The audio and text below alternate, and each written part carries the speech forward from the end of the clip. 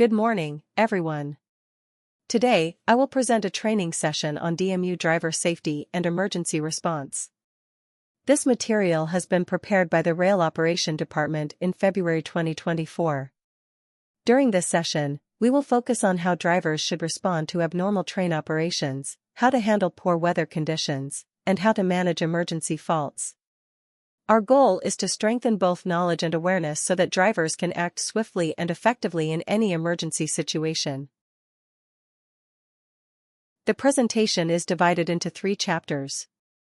Chapter 1, Emergency Response for Abnormal Train Operations.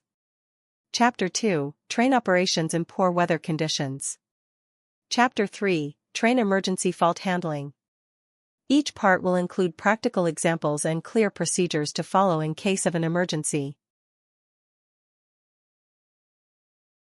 Chapter 1, Abnormal Train Operations.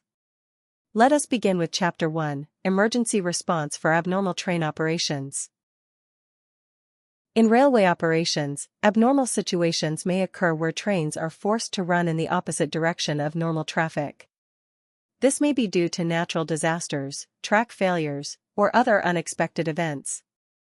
In such cases, strict procedures must be followed to ensure safety and smooth operations. Opposite direction operation. Operating a train in the opposite direction means temporarily allowing a train to run against the usual flow of traffic on a dual-track section. This can only be done under the command of the train dispatcher.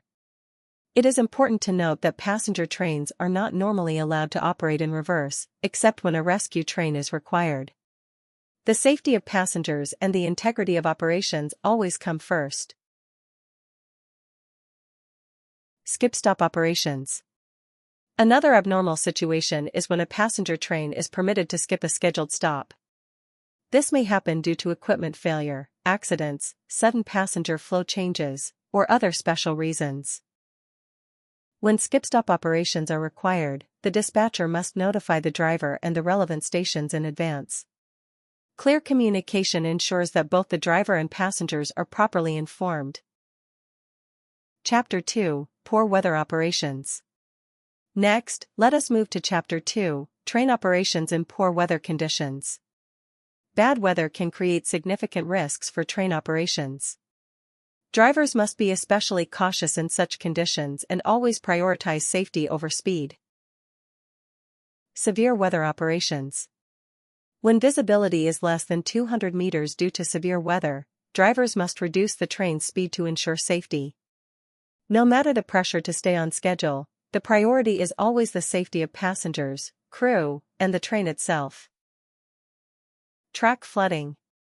In the event of track flooding, such as when water submerges the rails or washes away the track bed, the driver must stop the train immediately, report the situation to the dispatcher, and follow the dispatcher's instructions. These rapid actions help prevent accidents and protect both the passengers and the infrastructure. Chapter 3, Emergency Fault Handling. Now we come to Chapter 3, Train Emergency Fault Handling. When a train suffers a fault and is forced to stop, there are established procedures for evacuation, coordination, and rescue. Drivers must be fully familiar with these procedures and act with calm professionalism. Passenger evacuation. When a faulty train stops at a station and passengers must be evacuated, the train dispatcher will issue an order.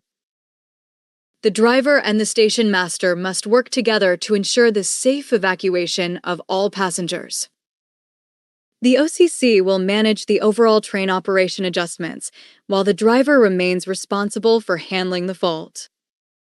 Standby and rescue requests. In cases where a standby train must be dispatched from the depot to the main line, the depot dispatcher will organize the work. If rescue is required, the driver of the faulty train must report the cause of the stop to the dispatcher and formally request assistance. This process ensures that rescue operations are coordinated and safe. Rescue train operations. When the rescue driver receives an order, they must confirm the faulty train's position and approach at a speed not exceeding 25 km/h. The rescue train must stop 15 meters from the faulty train and wait for instructions. The coupling speed must not exceed 3 kilometers per hour. No other trains are allowed to enter the blocked line until the dispatcher officially clears it. Rescue procedures continued. Trains that have requested rescue must remain stationary. The faulty train driver may continue troubleshooting but cannot move the train. If the fault is resolved before coupling, the driver must report to the dispatcher and cancel the rescue request. When the rescue train pushes the faulty train, the rescue driver must operate from the leading cab in the direction of travel, while crew members guide from the faulty train's front. When towing, the rescue driver will operate from their own cab in the direction of travel. Closing remarks. Ladies and gentlemen, today we have discussed how drivers should respond to abnormal train operations, how to operate safely in poor weather conditions, and how to handle emergency faults and rescue procedures. These guidelines are not only technical instructions, they are essential practices to ensure safety, protect lives, and maintain reliable railway operations. Thank you for your attention, and let us all remain committed to safety and professionalism in every journey.